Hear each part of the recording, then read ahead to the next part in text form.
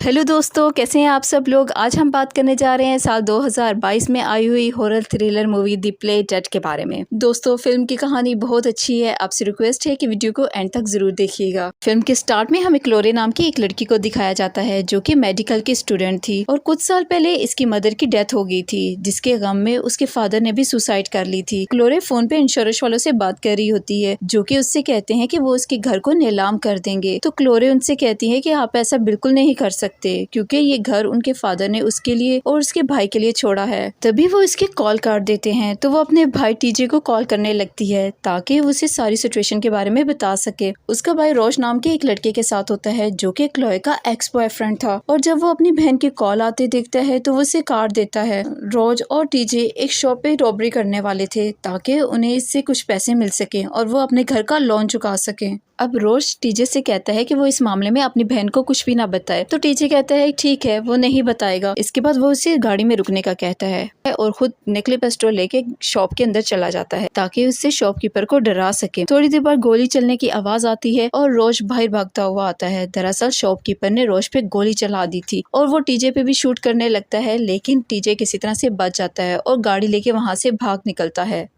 वो भागते हुए फौरन से घर आता है जहाँ पे उसकी बहन उसकी हालत देख के बहुत परेशान हो जाती है। वो उसके जिस्म से कांच निकालती है और उससे पूछती है कि तुम्हारी ऐसी हालत कैसे हुई। तो वो उसे सारी बात बताती, जिसे सुन के उसे रोज के बारे में भी फिक्र होने लगती है। वो कहती है कि बेशक रोज ने मुझे छोड़ा है लेकिन मुझे अभी भी उसकी परवाह है। हमें फौरन से वहाँ पे जाना चाहिए ताकि देखा जा सके कि रोज की हालत अब कैसी है। अब टीजे उससे कहता है कि वो अब तक मर चुका होगा। ये सुन के क्लोए बहुत ज्यादा रोती है। उसे याद आता है कि माजी में वो रोज के साथ कितनी खुश थी। अब क्राइम सीन पे भी पुलिस वाले आ जाते हैं और वो रोज की लाश को मुर्दाखाने में भिजवा देते हैं। क्लोए अपने भाई टीजे से पूछती है कि उन्होंने ये रॉबरी कैसे प्लान की थी, तो टीजे उसे बता उन्होंने ये रॉबरी फोन पे प्लान की थी। ये सुन के क्लोए अपने भाई पे गुस्सा करने लगती है कि वो इतनी बड़ी मिस्टेक कैसे कर सकते हैं। वो इससे कहती है अगर वो फोन पुलिस के हथे चढ़ गया तो उसे 10 साल की सजा हो सकती है। ये सुन के टीजे भी परेशान हो जाता है और वो इससे कहता है उन्हें किसी तरह भी वो मोबाइल लाना होगा वरना उसे जेल की हवा खानी पड़ेगी। क्लोए जो कि एक मेडिकल की स्टूडेंट थी, वो इन सब बातों को जानती थी। वो अपने भाई को बताती है कि सबसे पहले रोज की लाश को मुर्दाखाने में एक बॉक्स में रख दिया जाएगा और इससे मिलने वाले सबूतों को वो लोग एक जगह पे रख देंगे और सुबह होते ही चेकअप के बाद उसकी लाश और सबूतों को पुलिस को दे दिया जाएगा। हमारे पास सिर्फ यही रात है, हमें कुछ ना कुछ करना होगा। और वो मॉर में जाते हैं जहाँ पे क्लोए कैमरे के सामने जाती है। यहाँ पे एक मोर पर्सन कैमरे के जरिए से उसे देख रहा होता है। तो क्लोए से कहती है यहाँ पे मेरी एक दोस्त की लाश आई है और मैं उसे आखिरी बार देखना चाहती हूँ, प्लीज दरवाजा खोल दो। दूसरी तरफ उसका भाई तार काट के चुपके से अंदर जाने की कोशिश करता है, जिसपे उस मोरमैन का डॉग उस पे भौंकने लगता है। अब जब मोरमैन ये सब कुछ देखता है तो वो उस लड़की को यहाँ से जाने का कहता है और दरवाजा नहीं खोलता। अभी क्लोए के भाई को एक लेडी याद आती है जिससे वो पहले नशा लिया करता था और जो कि एक क्लिनिक में काम करती थी। वो उसे एक ड्रग लेते हैं, एक ऐसा नशा जिसे लेने से बॉडी बिल्कुल ठंडी हो जाती थी और दिल की धड़कन भी आहिस्ता आहिस्ता चलने लगती थी और ऐसा लगता था जैसे इंसान बिल्कुल मर चुका हो। क्लोए अपने भाई से कहती है कि मैं इस इंजेक्शन को अपनी बॉडी पे लगाऊंगी, थोड़ी देर बाद मेरा सांस रुक जाएगा और मेरे दिल की धड़कन रुक जाएगी। तुम पुलिस वालों को कॉल करना और उनसे कहना कि तुम्हें रोड पे एक लाश मिली है और वो मुझे मुर्दाखाना ही भेज देंगे ताकि मेरा चेकअप किया जा सके कि ये मौत कैसे हुई है और मैं वहाँ से सारे सबूत लेके सुबह घर वापिस आ जाऊंगी। क्लोए ये सब कुछ अपने भाई को बचाने के लिए कर रही होती है। अब वो खुद को इंजेक्शन लगाती है और इसके बाद उसकी आंख एक मुर्दाखाने में खुलती है। अब तक जो उन्होंने सोचा था बिल्कुल वैसा ही हो रहा था। अब जब उसकी आंख खुलती है तो वो देखती है उसके जिस्म पे सिर्फ एक चादर थी और पाँव पे एक टैग लगा हुआ था। क्लोए अभी भी उस नशे के असर में थी और खुद को संभाल नहीं पा रही थी। वो देखती है उस रात मुर्दाखाने में और भी लाशों को लेके आया जा रहा था। वो दरवाजे से झांक के देखती है तो एक आदमी चल के उसी की तरफ आ रहा था। ये डॉक्टर था और यहाँ पे लाशों का मेडिकल चेकअप किया करता था, जिसका नाम कॉर्नर था और यहाँ पे वो बहुत से गलत काम भी किया करता था। कॉर्नर अब उसी कमरे में आ जाता है जहाँ पे क्लोए थी। वो डर के उसी बेड पे लेट जाती है और मुंह पे चादर को ले लिया था। क्लोए बहुत ज्यादा डरी हुई थी, उसे ये डर था कहीं वो पकड़ी ना जाए। फिर कॉर्नर एक लाश को स्ट्रेचर पे लिटा के वहाँ से ले जाता है। क्लोए इसके जाने के बाद कमरे से बाहर निकलती है और हर तरफ देखने लगी थी। एक कमरे में उसे एक लड़की की लाश नजर आती है जो कि बहुत ज्यादा अजीब हालत में थी। वो उसे देख के बहुत ज्यादा डर जाती है। अब क्लोए वहाँ से एक कपड़े लेती है और उसे पहन लेती है। अब अब कॉरोनर जो कि उस कमरे से बाहर आ गया था, उसे बाहर से बेल की आवाज सुनाई देती है। वो कंट्रोल रूम से ही बाहर के दरवाजे को खोल देता है। वहाँ पे एक आदमी था जो कि कॉरोनर से मिलने के लिए आया था। वो आते ही कॉरोनर से पूछता है, क्या तुम्हें इस मुर्दा खाने में डर नहीं लगता? तुम यहाँ पे अकेले कैसे रह लेते हो? और वो कहता है कि उसे एक ह्यूमन लीवर चाहिए। अब क्लोए भी ये सारी बातें सुन रही थी, जिससे उसे ये पता लग गया था कि ये आदमी यहाँ पे कॉर्नर से जिस्म के अंदरूनी हिस्से लेने आया था। और इतना कह के वो यहाँ से चला गया था। और इसके जाने के बाद कॉर्नर ने सारे दरवाजों को अच्छे से बंद कर दिया था। अब क्लोए भी वहाँ से भाग के उसी रूम में पहुँच जाती है जहाँ पे उसके दोस्त रोज की लाश को रखा गया था। वो इसकी लाश को देख के रोने लगती है।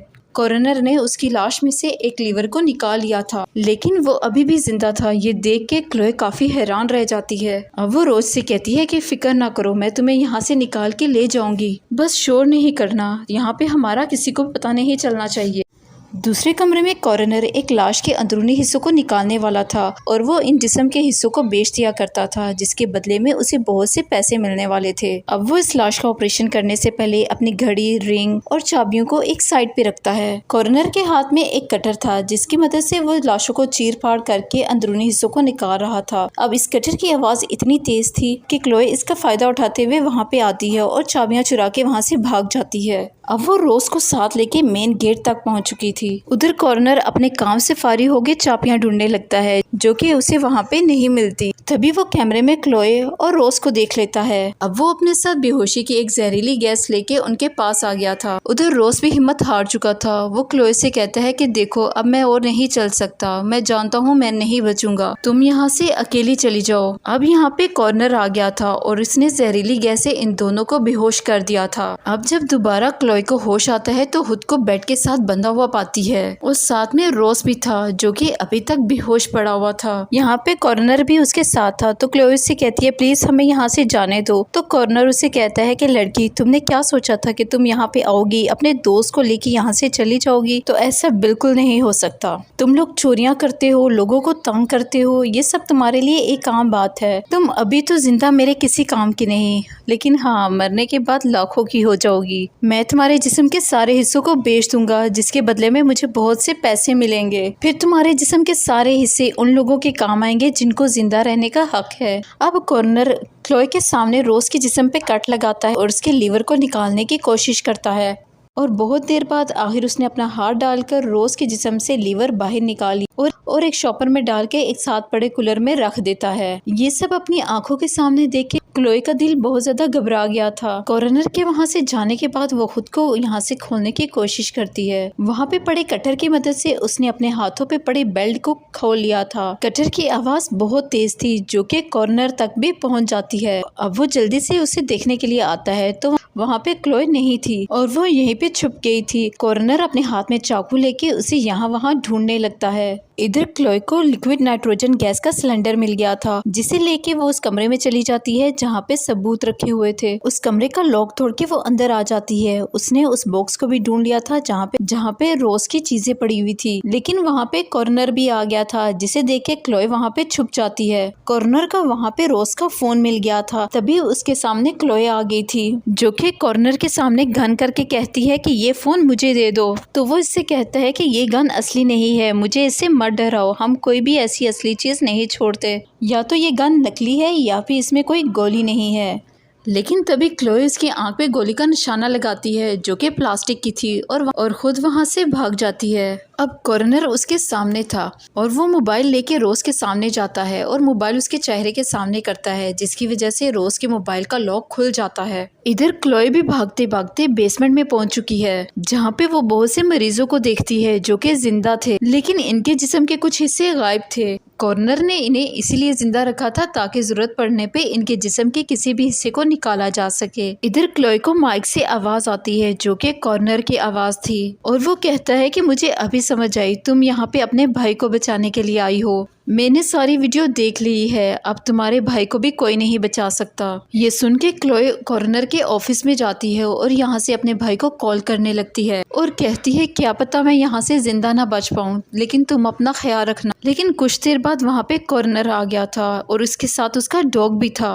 इधर सब बातें सुनने के बाद क्लोई का भाई पुलिस को साथ लेके वहाँ पे पहुँच चुका था। वो एक पुलिस वाले को भी अपने साथ ले आता है। इधर क्लोई के पीछे कॉर्नर का डॉग था जिसे कॉर्नर ने उसके पीछे लगा दिया था। क्लोई उससे अपनी जान बचाने की कोशिश करती है। वो वहीं पड़े हुए रोज के जिगर को एक कमरे में फेंक देती है और जब डॉग उसके पीछे जाता है तो वो दरवाजा लॉक कर देती है और कैमरे के जरिए से वो ये भी देखती है कि उसका भाई एक पुलिसमैन के जरिए से उसे बचाने के लिए आया था। अब वो जल्दी से जाके मेन गेट को खोलती है और वो ऑफिसर को कॉर्नर के बारे में सारी बात बताती है और वो पुलिसमैन कहता है, मैं जानता था, मुझे पहले ही इस आदमी पे शक था कि ये आदमी यहाँ पे गलत काम करता है। इतना कहने के बाद वो क्लोई और उसके भाई को मारने लगता है क्योंकि ये ऑफिसर भी कॉर्नर के साथ मिला हुआ था। यहाँ पे क्लोई वो नकली गन दिखा के पुलिस ऑफिसर को डराने की कोशिश करती है। तभी माइक से कॉर्नर की आवाज आती है जो कि पुलिसमैन को ये बता रहा होता है कि ये गन नकली है, मगर तुम इन दोनों को कुछ न करना, मुझे ये दोनों जिंदा चाहिए। तभी क्लोई और उसका भाई पीछे के दरवाजे से भाग गए थे और पुलिस ऑफिसर ने उनके पीछे कॉर्नर के डोर को भी लगा दिया था। क्लोई और उसका भाई भाग के बेसमेंट में छुप जाते हैं और उसके दरवाजे को बंद कर लेते हैं। अब पुलिसमैन भी यहाँ पे आ गया था और डॉग को वहाँ पे खड़ा देख के समझ गया था कि वो दोनों बेसमेंट के अंदर हैं, इसलिए उसने बेसमेंट के दरवाजे को हथकड़ी लगा दी थी।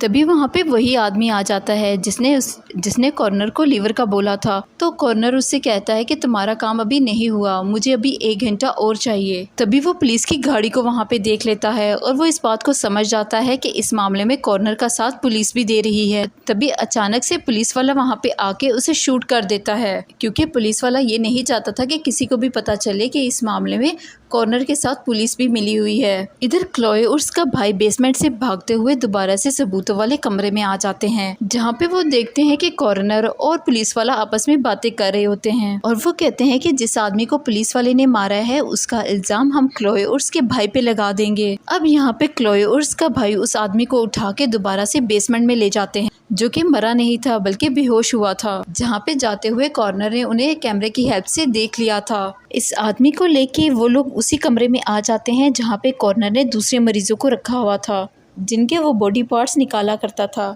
तभी वहाँ पे पुलिस वाला भी आ गया और वो यहाँ पे एक जहरीली गैस भी छोड़ देता है। अब क्लोई अपने भाई और उस आदमी को मास्क पहना के यहाँ से भगा देती है। उनसे कहती है कि मैं जल्दी उनको चकमा दे के यहाँ से भाग निकलूंगी। अब क्लोई का भाई उस आदमी से कहता है जिसे उन्होंने बचाया था कि मैं तुम्हारी जान बचाऊंगा लेकिन उसके बदले में तुम्हें हमें पैसे देने होंगे। तो वो आदमी राजी हो जाता है और जब वो यहाँ से जाने वाला था और पुलिस ऑफिसर पे हमला करने वाला था तभी कॉर्नर पीछे से आके क्लोई के भाई को बिजली का झटका दे के उसे बेहोश कर देता है। उधर जहरीली गैस की वजह से क्लोई की हालत भी बहुत खराब थी। तभी वहाँ पे उसे ऑक्सीजन सिलेंडर मिलता है तो वो उसे रख के ऊपर हथौड़ा मारती है जिससे वो जाके पुलिस वाले के मुंह पे लगता है और उसकी वहीं पे डेथ हो जाती है। और इस ऑफिसर की मौत से कॉर्नर भी बहुत ज्यादा घबरा गया था और इसी वजह से वहाँ पे जितने भी मरीज जो कि जिंदा थे उन सबको गोली मार देता है और क्लोई के भाई को खींच के अपने साथ ले गया था क्योंकि उसे एक लीवर चाहिए था। अब वो क्लोई के भाई का लीवर निकालने वाला था। अब कॉर्नर कहता है कि मेरे पास सभी की मौत का जवाब है लेकिन पुलिस वाले की मौत का नहीं। क्लोई भी अपने भाई की जान बचाना चाहती थी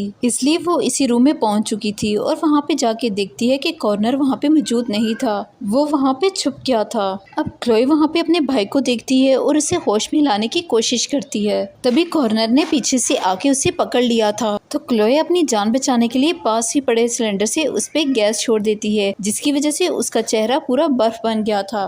भी वो इसी सिलेंडर को उसके मुंह पे दे के मारती है जिसकी वजह से उसका आधा चेहरा वहीं पे टूट गया था। अपने साथ इतना कुछ होते देख के कॉर्नर पागल हो गया था और वो चाकू लेके क्लोई को मारने की कोशिश करता है। तभी वहाँ पे वही आदमी आ जाता है जिसको क्लोई और उसके भाई ने बचाया था। तभी वो कॉर्नर को पीछे से चाकू मारता है और उसका काम वहीं पे तमाम कर देता है। ये तीनों अब बच गए थे। अब क्लोई का भाई उससे कहता है कि हमने तुम्हारी जान बचाई, अब लो वो पैसे दो जिसका तुमने हमसे वादा किया था। तो वो आदमी उससे कहता है कि जान तो मैंने तुम्हारी बचाई है, अगर तुम्हें पैसे चाहिए तो तुम्हें मुझे एक लीवर देना होगा। इन दोनों बहन भाइयों को क्योंकि पैसों की भी जरूरत थी इस वजह से क्लोई कॉर्नर का लीवर निकाल के उसे दे देती है। कॉर्नर के डॉग को उन्होंने बिल्डिंग में ही बंद कर दिया था और इसके बाद वो तीनों इस बिल्डिंग से बाहर निकल आते हैं। अब इस आदमी ने उन दोनों के अकाउंट में पैसे भी भेज दिए थे। क्लोए इस आदमी से कहती है कि तुम्हें एक डॉक्टर की ज़रूरत है, तो वो कहता है हाँ मैं वहीं पे जा रहा हूँ, अगर तुम लोग चाहो तो तुम लोगों को लिफ्ट दे सकता हूँ। अब ये दोनों बहन भाई उसकी गाड़ी में बैठ के सही सलामत वहाँ से निकल गए थे। अब वहाँ बिल्डिंग में कोई भी जिंदा नहीं बचा था सवाए कॉर्नर के डॉग के। अब उसका डॉग ही उसकी लाश को खा रहा था।